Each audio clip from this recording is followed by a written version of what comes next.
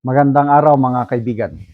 Bigyan natin ng reaction opinion itong video posted by Billionario News Channel.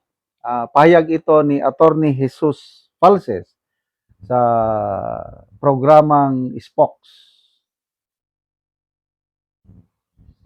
Pwede daw talunin, beatable daw si BP Sara sa 2028 in a three-way presidential race. Pakinggan natin siya.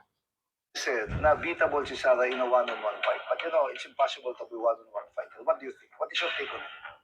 I agree with him, but I agree with you that most likely it won't be a one-on-one fight. So it will be a three-way fight. And I think Sara Duterte is still beatable in a three-way fight. Because at most she will get 33%. The other person can get 35%. So, isa pa. Sunny Trillanes said na beatable si Sara in a one-on-one fight. But it's impossible to be one-on-one fight. What do you think? What is your take on it? I agree with him, but I agree with you that most likely it won't be a one-on-one fight. So it will be a three-way fight. And I think Sara Duterte is still beatable in a three-way fight. Because at most she will get 33%. The other person can get 35%. Okay, anyway, kanya-kanya tayong opinion at yan, opinion lang yan ni Attorney Jesus Falses, which I totally disagree. Hindi ninyo kayang talunin si BP Sara. Either a two-way fight, three-way fight, whatever fight yan. Yung si Trillanes lang nagsasabi na magkaisa daw ang lahat. Kakamping, Marcos loyalist, sino pa? Maybe makakaliwa. Magkaisa lahat para mas malakas ang chances na talunin si BP Sara. But imposible yun. Dahil hindi pwedeng magsanib ang langis at tubig. Example, yung Marcos camp, kaaway na mortal ng mga dilawan ng mga Aquino. Maliban lang itong si Trillanes, sino ito? Ronald Llamas, Hontiveros, nangangarap sila na magkaroon ng Unipink. Kaya lang, no way. Kasi kung mag-unite sila, hindi papayag ang Marcos administration na yung kandidato nila is mag-slide down ng vice president. Dapat, ang magiging standard bearer, kandidato ng Marcos Jr. administration, example, Remulla. So, ang vice president galing sa kakamping. Example, Bam Aquino or si, lalo na si Madam Leni. Kasi ang gusto ng mga kakamping, Madam Leni ang pinakamataas ang chances na manalo. Kung mag-join forces sila, hindi naman papayag si Madam Leni na maging vice president siya ni John B. Remulla. In the same manner din, na kung si Madam Leni ang presidente, hindi pwede hindi papayag si John B. Remulla na vice president lang. Kaya posible yan. So, three-way fight. Yan na. Marcos camp, si John B. Sa kakamping, either si Bam Aquino or si Hontiveros. Kasi parang alanganin na. Naniniwala ko na hindi kakandidato si Madam Leni. And then, BP Sara.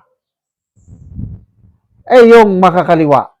Pala last presidential election, meron silang kandidato si Leody D. Guzman. Pangapat yan. Paano si Rafi Tulfo? Mataas yung rating niya. Sa pinaka-latest na survey ng WR numero, siyang pumapangalawa. 35.9% si BP Sara, 18% si Tulfo, 15% si Leni, si Hontiveros, 0.7%, si John Vic Rimulya, I think 0.2%. Kaya yung sinasabi ni Jesus Palsis na the most daw na makuha ni BP Sara is 33, I totally disagree. Mahinang political analyst ito. Kasi ngayon pa lang, nakata 35% na siya. Meron pang isang survey na, sino ba? Tangery. Yung latest, 48% na si BP Sara. Kaya nung sinasabi ni Palsis na at most 33, hindi, tataas pa yan ang psyche ng mga Pilipino. Sa ngayon, marami pang mga undecided. Kaya lang, pag malapit ng eleksyon, kung sino ang nangunguna sa survey, doon na lang sila. Ganon, maraming Pilipinong ganyan. Just go with the flow. Palaging nangunguna si BP Sara. Kaya, sa tingin ko yung boto ni BP Sara sa 2028, malampasan niya yung 32 million na boto niya nung vice president siya. So, ilang percent yan? Makakawa siya ng 50%. Kaya, good luck sa mga kakamping, sa mga Marcos, galingan ninyo.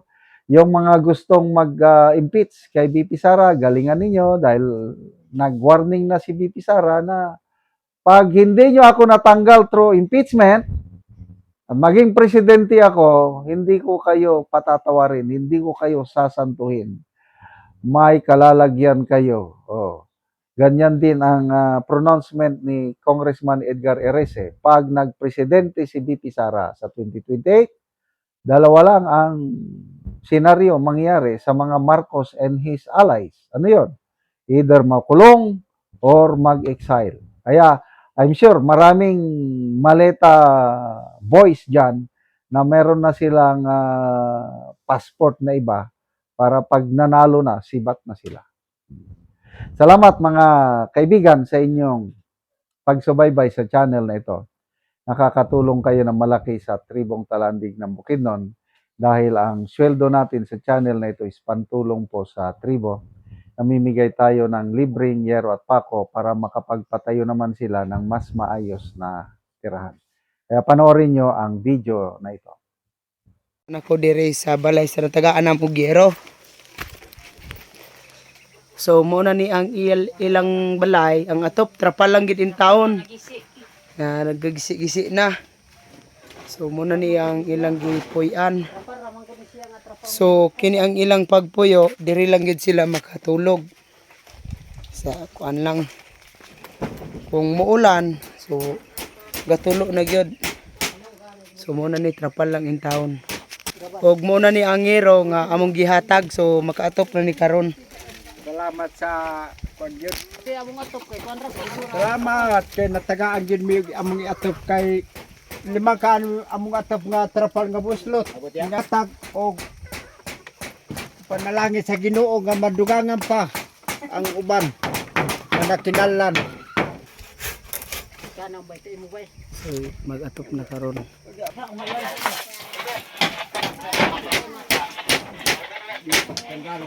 Inaot unta nga panalangin o kondyot. Tanggalo na ning atop nga trapal. So kay atopan na karon sa yero. Tanawa gabok na gyud ang trapal.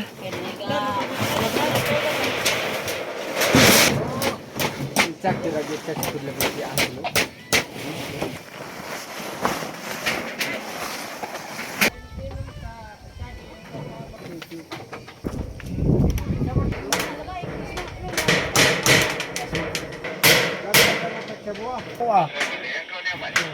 Kay ko alagarin magyapok magsubay kay.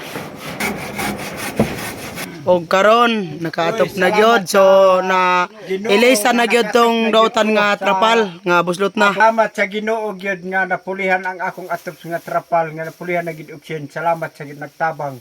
So ginala sa Ginoo. Nga di na kam nga madugangan namo ang among katabang ug pareha sa among kauban nga kalisod nga nakinahanglan nga mangayo og tabang hinaot unta si Sir dagan pa matabangan. gidala sa Ginoo nga makatabang gid sa kapobre. Salamat kayo. Salamat sa amo ang apo. Yan na gid og sin. Salamat kayo. Salamat. Gidala